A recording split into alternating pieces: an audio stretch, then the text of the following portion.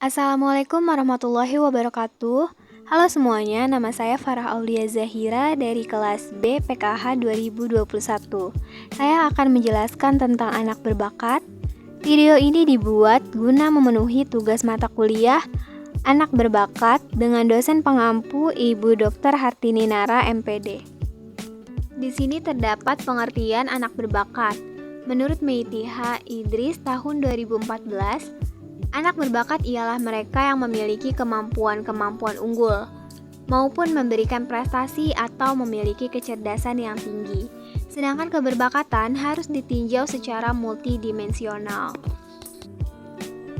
Menurut Kirk dan Gallagher, anak yang termasuk gifted adalah mereka yang mempunyai intelijensi di atas 130.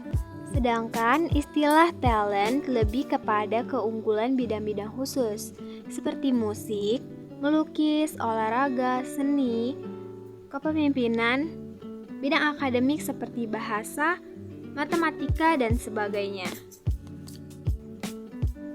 Menurut Frieda Mangunsong, dalam Tin Suharmini tahun 2009 halaman 51, mengemukakan pengertian mengenai keberbakatan. Yang digunakan di Indonesia adalah pengertian dari United States Office of Education, disingkat USOE, dan Renzulli. Konsep anak berbakat dari USOE dalam Tin Suharmini tahun 2009 halaman 51 dapat dikemukakan sebagai berikut. Anak berbakat adalah anak yang diidentifikasi oleh ahli, orang profesional, bahwa ia memiliki kemampuan yang menonjol dan prestasi yang tinggi, serta membutuhkan pelayanan dan pendidikan khusus yang terdiferensiasi agar dapat merealisasikan kemampuannya. Setelah pengertian, maka terdapat ciri-ciri dari anak berbakat.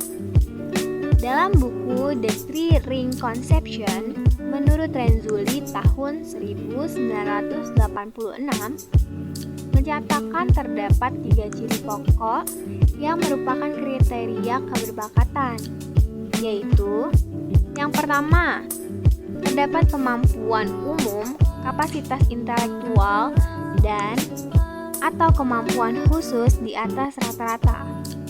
Yang kedua, kreativitas di atas rata-rata. Dan yang ketiga, pengikatan diri terhadap tugas, teks komitmen yang cukup tinggi.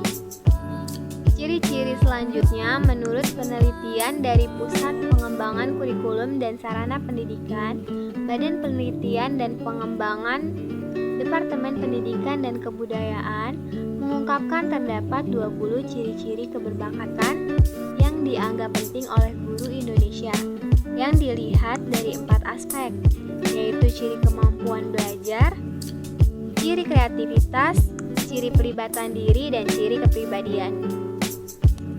20 ciri-ciri tersebut antara lain adalah yang pertama, daya tangkap cepat, yang kedua memiliki kecerdasan yang tinggi, ketiga mudah memecahkan masalah, 4 kritis, 5 pemikiran kritis dan logis, 6 kreativitas, 7 memiliki keingintahuan yang besar, 8 berani mengutarakan dan mempertahankan pendapat, 9 aktif, sering bertanya dengan tepat, 10 memiliki inisiatif.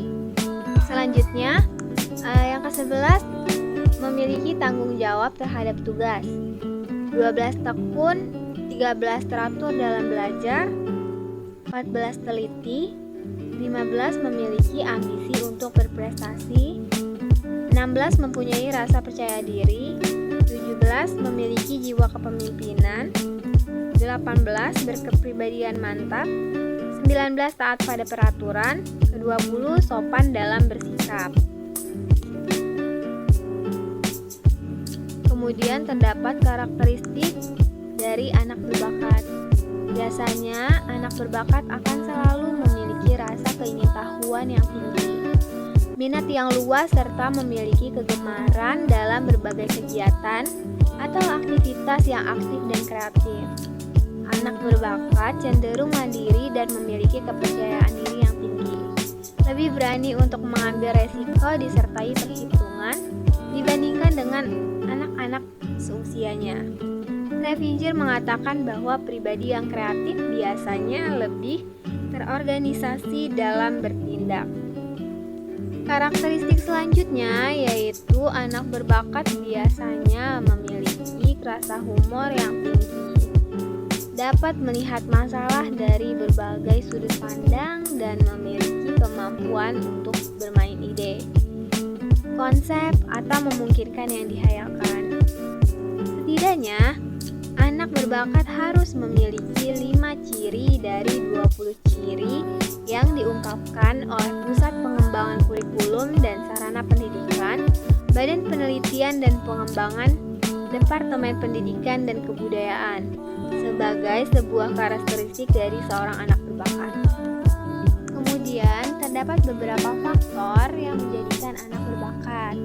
Yang pertama ada faktor genetik, kedua biologis, dan yang ketiga ada faktor lingkungan. Dari segi faktor genetik, para ahli menyatakan bahwa intelijensi dan kemampuan yang berkualitas adalah diturunkan dan hal ini kurang dapat diterima di masyarakat yang memandang bahwa semua orang terlahir sama.